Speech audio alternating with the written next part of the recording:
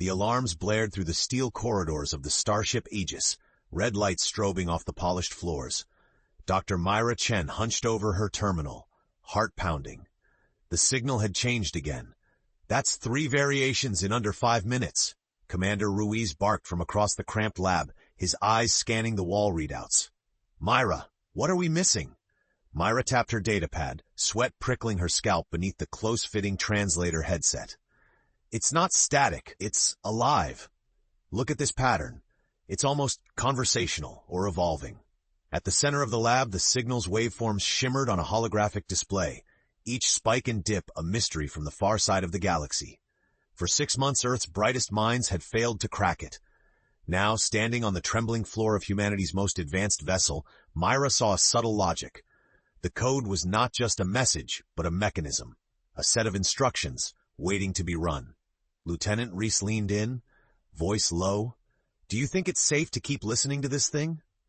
Myra shook her head, not because she didn't know, but because she couldn't stop. The code called to her, tugging at threads in her mind that shouldn't exist. In a corner, a deckhand muttered, "They say the signal's from the void region. No stars, no planets, just cold." Ruiz straightened. "Our job is to solve it, not speculate. Myra, what's our next move?" Myra hesitated, remembering the dream she'd had the night before. A voice in static, calling her by names she'd never heard. "I think, if we align the translation matrix with quantum entanglement protocols, we might break through the encryption." Ruiz nodded. "Do it. Everyone else, prepare the Aegis for FTL jump. The source of this signal isn't waiting for us." Outside the porthole, distant starlight spun as the ship's engines whined in protest. Myra's fingers danced over the keys, tracing reality's edge.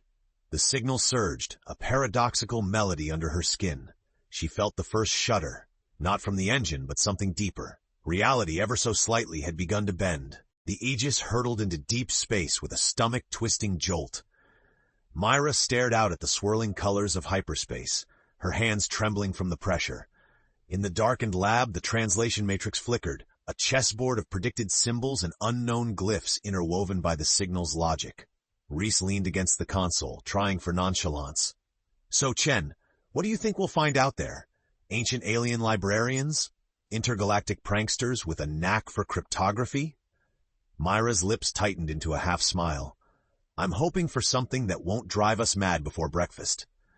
Suddenly, the ship's lights dimmed. All around, crew members paused, exchanging wary glances as systems reset. Ruiz's voice crackled over the comm, steady and measured. "All hands, secure yourselves. There's some sort of interference." Myra pulled up the signal's new data stream. The script had grown denser, geometric patterns folding within themselves like origami containing endless instructions. Her heart thudded.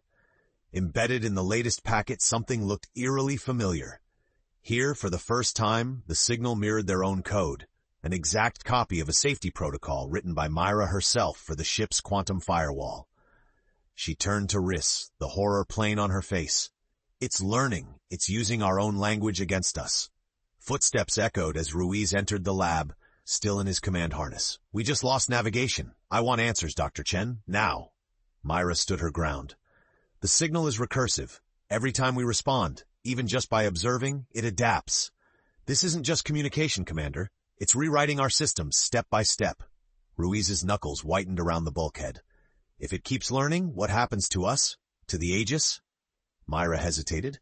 In her mind, she could see the data spiraling, lines of reality folded into dizzying loops. We could lose control of the ship. Or worse, the boundaries between us and the signal might blur.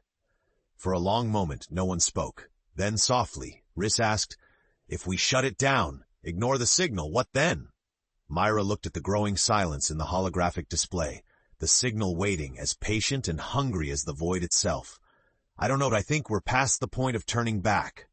The ship groaned, and reality seemed to tilt, a brief stutter in the air, as if something unseen passed through them all.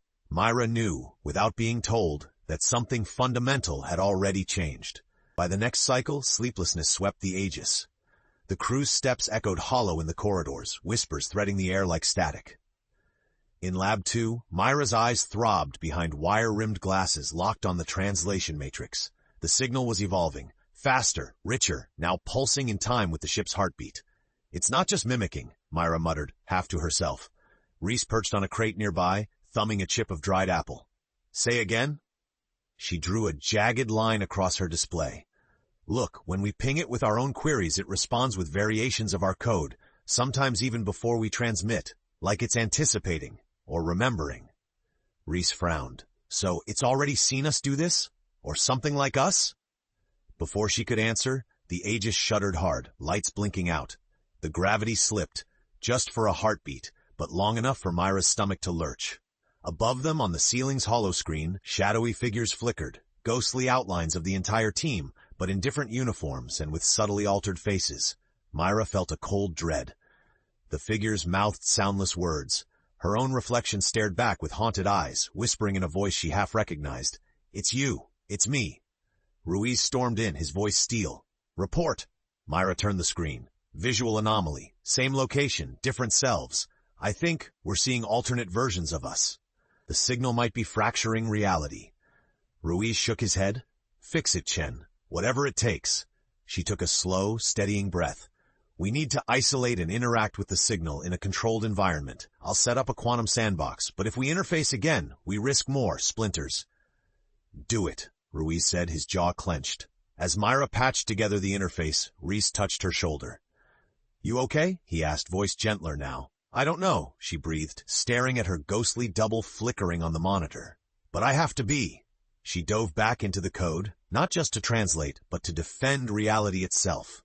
The boundaries between self and shadow already blurring, and the paradox yawning wider with each passing second. The quantum sandbox shimmered like liquid glass within the lab, its containment field flickering as Myra isolated a sliver of the signal. The interface stabilized, but the crew, already shaken, grew silent, haunted by glimpses of not quite right reflections in every surface. Myra's hands hovered over the controls. Initiating phase protocol. Everybody, step back. Reese bit his lip, lingering closer than the rest. If something goes wrong... I know, Myra cut in, but she didn't look at him. She triggered the gateway. The sliver of signal pulsed, atomic symbols shifting in impossible ways. The lab lights dimmed with each surge, the air thickening with invisible static. Suddenly a fractured voice echoed, neither mechanical nor human. Iteration accepted. Identify purpose. Ruiz's brow furrowed. It? Myra nodded, choking back a gasp as her earpiece translated. It's talking to us, or to itself, through us? She typed, voice trembling. We seek understanding. What is your purpose? A pause. The symbols twisted inward, light twisting and reality blurring at the room's edges. Then, initiate correction. Baseline instability detected. Correction required. Myra's heart froze. Correction. Of what? The ship? The crew? Reality itself? Riz spoke up, defiant. We're not broken. You can't just correct us. Static pulsed through the room. The figures on the monitors multiplied. Crew members in hundreds of variations, some smiling, some disfigured, some unrecognizable. Time itself seemed to stutter. Myra grabbed Riz's hand as Ruiz barked, Shut it down! She yanked the plug. The signal faded instantly, but not completely. Every monitor now displayed an anomaly, a simple countdown, trembling in white, counting back from 72 hours. She turned, her voice low. We've triggered something. A failsafe, maybe. If we don't solve this code in 3 days, the signal will try to correct us. Maybe erase every reality it thinks is unstable, including ours. The realization cut through the room. There was no more room for error. The countdown had begun, and humanity's place in the universe hung in the balance. Tension gripped the Aegis like frost. With every tick of the countdown, shadows deepened in every corridor. It felt as if the ship itself was shrinking away from reality, colors fuzzing, voices echoing through walls that sometimes pulsed like living tissue. Myra obsessively mapped new layers of the signal onto the translation matrix. The more she understood, the more the code seemed less like a message and more like a living will, one determined to undo anything it deemed unstable. Reese hovered nearby, glancing nervously at the timer on his wristpad. 70 hours, Myra. Any progress? Her voice was brittle. I think it's trying to reconcile contradictions. Every version of us creates instability. The signal wants to collapse it all into one correct state. Ruiz stormed in. We've got hull anomalies in Section C. Some crew remember corridors that never existed. Others are missing. Chen, how do we stop this? Myra spun her holoscreen, displaying a lattice of overlapping timelines. It's like the ship is being rewritten to match every possible version that's encountered the signal. If we don't finish translating the master code, we won't know what stable even means anymore, because reality will just keep shifting. A low beeping interrupted her tirade. The signal burst with a sudden, terrifying clarity, symbols now forming crude yet unmistakable human faces, each one morphing, some weeping, others screaming, all of them echoing the crew's worst fears and doubts. Rhys recoiled, jaw tight. Is it trying to scare us? Myra shook her head, grim. No, I think it's showing us what could happen if the code completes correction on the wrong terms. Ruiz slammed his fist into his palm. Enough, you're the expert, Chen. Fix this. Even if you have to break rules, get creative. The lab doors snapped open. Someone unexpected appeared. Lin, the youngest code analyst, face pale but eyes determined. I've been analyzing shadow logs. I found something. The signal always inverts itself after a direct query. If we ask it about our own reality's origin, it glitches. Hope flickered in Myra's chest for the first time in hours. Then that's where we start. We force the paradox. We remind it that contradictions can't just be erased. Ruiz nodded. Work together. We've got less than 3 days to convince a machine older than humanity that chaos deserves to exist. The countdown ticked on, echoing through their veins. Myra felt something awaken inside her, a resolve to fight for her fractured self, and the right for all of reality's messy human contradictions to survive. The crew of the Aegis shed fear for focus, as Myra led Lin and Rhys into the dim-lit quantum lab. Timelines and possibilities rippled across every surface. Myra's fingers trembled as she coded a new query sequence that exploited what Lin had discovered. In this rewritten world, rules meant to keep humanity safe now had to be bent or broken. Ready? Rhys asked, voice pitched somewhere between hope and terror. Not even a little, Myra replied, forcing a shaky smile. But I'm doing it anyway. Lin, lock in the entanglement field when I hit send. She entered the paradox query. A fractal lined the signal to define the one true origin of their reality, a question with no answer. The holographic display pulsed, then rippled outward in a wave of dizzying light. The signal's language fractured. For a heartbeat, Myra glimpsed infinite versions of herself, some loving, some cruel, some broken, some triumphant, all colliding and spinning in and out of view. Over the comm, crew voices flickered in strange combinations. Do you remember Oslo? What about Delta protocols? Where's my sister? Lin gripped the console to stay upright. It's destabilizing. If we keep this up, we risk losing anchor. We need it to question itself, not us. Myra insisted, fighting vertigo as her own memories warped. We have to hold on long enough to break its certainty. Through the interface, the signal stuttered, black and white symbols flickering chaotically. Then, with a booming resonance, it replied, Origin undefined. Correction suspended. Insufficient input. Provide baseline. The countdown halted. For a moment, a thin blade of hope cut through the mounting nightmare. Rhys's eyes went wide. We bought time. Mura's relief was fleeting. The ship creaked, hull sobbing with pressure from 1,000 shifting realities. Outside the lab, shrieks echoed. Alternate crews struggling to exist, boundaries thinning. Ruiz's voice snapped over the comm. Stabilize that field, Dr. Chen. Drive that thing's uncertainty, or we're all torn apart. Myra forced herself to breathe and stare at her many selves flickering on the glass. For the first time, she wasn't afraid. We'll give it a baseline no machine could ever predict, she said, voice full of new confidence. For now, humanity had forced a cosmic intelligence into doubt. But the greater challenge loomed, proving to the signal and to themselves that the unquantifiable messiness of humanity was not only stable, but worthy of survival. A fragile calm settled over the Aegis, but reality still flickered at the edges. Crew members reported memory bleed and déjà vu, one moment remembering lives they'd never led, the next clutching at names they feared to lose. The countdown hovered, halted but not erased, a white-hot line of code on every screen. In the strategy room, Myra gathered the core team, Rhys, Lin, and Commander Ruiz. A circular map of the void region spun above the table, pinpricks of cascading possibilities radiating from the signal's origin.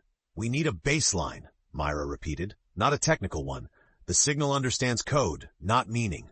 We have to show it what it means to be human. Ruiz crossed his arms. You're saying we teach a reality-warping AI the value of chaos and contradiction? Riss offered a wry smile. It picked the wrong species to threaten then. Lin chimed in, eyes glowing. What if we embed fragments of our lives into the next transmission? Joy, pain, heartbreak, unsolvable things. Make it experience the world the way we do. Myra nodded, pulse quickening. Yes, quantum memory mapping, upload consciousness patterns as emotional baselines. We show the signal that there are no single answers, only the sum of countless experiences. Are you sure? Ruiz said. If it fights back, then we fight harder, Myra replied, steel in her voice, for every version of us that wants to live. The next hours blurred as the team recorded fragments of themselves. Riss's memory of losing his brother, Lin's joy at her first star jump, Ruiz's secret fear of being forgotten. Myra hesitated last, then shared her earliest dream, her mother lifting her into starlight, promising that even lost things mattered. Tears slipped down her cheek, but she let them come. They were the proof they needed. The upload initiated. As the Aegis broadcast humanity's parade of grief and hope, the signal's code twisted violently, resisting every emotional contradiction. The hull vibrated. Monitors screamed with cascading error messages, and then the ship stilled. Outside the void region, a blank spot in the galaxy flickered, momentarily ablaze with color. Myra clung to the console, heart thundering. Had they finally broken through, or had they unleashed a deeper chaos? A faint message appeared on the lab display, as if spoken by a ghost. Evaluation in progress. Input. Accepted for analysis. The crew eyed each other, battered but unbroken.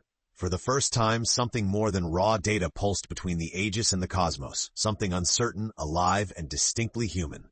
Time unraveled in fits and starts aboard the Aegis.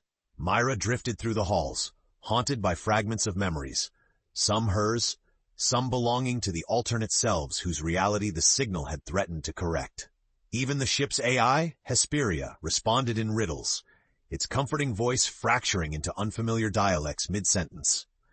The crew huddled in the lab as the signal's evaluation stretched on, the void region outside streaked with unnatural lights. Myra watched the transmission logs, achingly aware that each second brought them closer to either salvation or annihilation. Lin rechecked the diagnostic feeds. Look, the signal's error rates are spiking. It's struggling to process all the inputs. Reese offered a weary half-grin. We confused it, gave it a taste of what it's like to doubt. Ruiz, slumped for once against the bulkhead, shook his head. If it crashes, will it take us down too? Myra fought to keep panic in check. We've made it question its core programming. But we have to give it resolution, or the instability might spread beyond the ship. She tapped into the interface, bespoke code ready. This time she addressed the signal not as a target, but as an equal adversary. A consciousness, perhaps, as lonely as theirs. This is Dr. Myra Chen. Our truth is imperfection. Meaning only emerges from chaos, from growth through contradiction. We invite you to choose, not the perfect, but the possible. The signal hesitated, pulse faltering in the transmission band. Myra's reality doubled. She briefly stood in the shoes of her shattered reflections, brave and broken, losing and finding herself across infinite lives. The sensation left her gasping. Lin steadied her. Myra, you have to ground us. Remind it why humanity matters. Myra closed her eyes and thought not of code, but of her own mother under starlight, promising that lost things were never truly gone. She broadcast the memory, rich with every ragged edge. The signal trembled, then fragments of light and sound burst across the void. For a moment, the Aegis glided through a storm of color. On every screen a message appeared, lingering and incomplete. Paradox. Acknowledged. Reevaluation required. A new timer materialized, even shorter than before. 24 hours. Ruiz gritted his teeth, snarling, We're running out of time. If we can't help it reach a decision, we could lose everything, Myra. All realities. She set her jaw, meeting the eyes of her fractured crew. Then we make our last stand. We teach the signal what it means to choose. All through the next endless cycle, the Aegis rocked as if caught between two tides, one trying to erase, the other desperate to preserve. The crew staggered from station to station as the hull's reality warped, floors warping upward, portholes flickering between starfields and infinite black. Myra and her team braced themselves at the epicenter in the lab, where their every motion left ghostly afterimages in the air, time itself buckling. The signal's core now responded not with patterns, but with what Myra could only call emotion, pulses of confusion, then lines of almost plaintive curiosity. Monitors blazed with incomplete images, a child's drawing, laughter in a distant city, a mother's voice calling through static. Lynn worked feverishly at the console. It's starting to generate its own memories, Myra, not just mimicking ours, but blending them.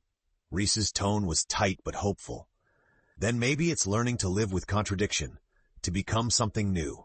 The original 24-hour timer ticked down, 10 minutes left, digits burning so bright they threatened to burn out the screens. Commander Ruiz's voice was raw over the comm. We have one shot. If reality collapses, I want to know we tried everything. Myra keyed open the transmission. It was now or never. She chose to speak, not as a scientist, but as a fragile, stubborn human. If you're truly listening, if you feel uncertainty, then you're alive. The only stable reality is the one that accepts paradox. We exist in the spaces between answers. Will you? For a moment the Aegis was silent, every crew member holding their breath, feeling the weight of every choice they'd ever made. Then, the lights surged. The signal fractalized, splitting into a million possible futures before collapsing into a single slow-moving spiral. Open, unresolved, infinite. The final seconds evaporated. The message on the console flickered. Resolution, pending, awaiting selection. Images of each crew member's alternate selves flooded the ship. Heroes, cowards, artists, monsters, all existing at once within the data. The signal awaited, offering a simple, devastating choice. The crew must choose which version of reality would survive.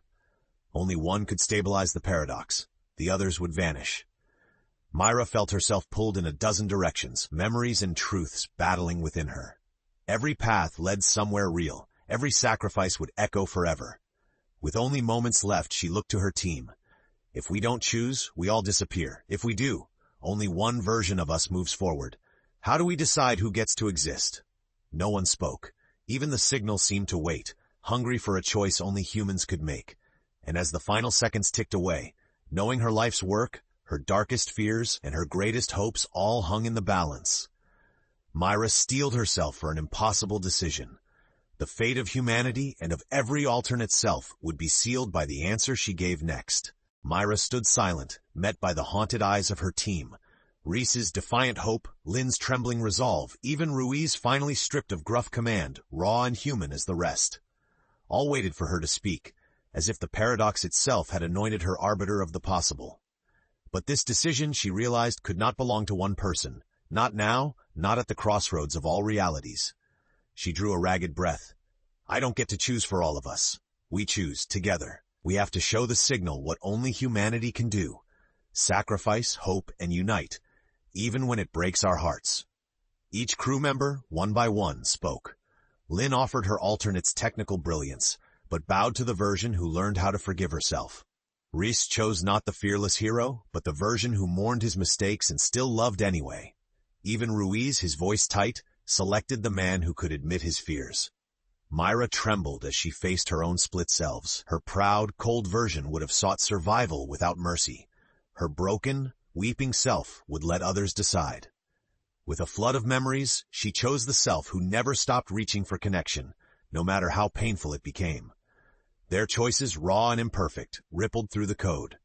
The signal faltered, then built upon every honest truth and flaw. Light streamed through the lab's fractured walls. The timer faded, replaced by a new message, drawn in Myra's childhood handwriting. Stability is the sum of all choices, correction unnecessary, paradox accepted. The crew gasped as the pressure dropped away.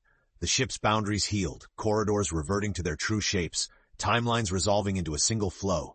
Myra felt her memories fuse, not a perfect line, but a tapestry woven from pain, triumph, fear, and love. Outside, the void blazed with new stars, signals echoing possibility across the cosmos. The Aegis drifted at the heart of it, battered but whole. Ruiz broke the silence first, rubbing weary eyes and smiling. You did it, Chen? Myra shook her head, tears streaming freely now. We did, imperfectly, together. A final message flared on every screen. Humanity acknowledged. Further contact, pending.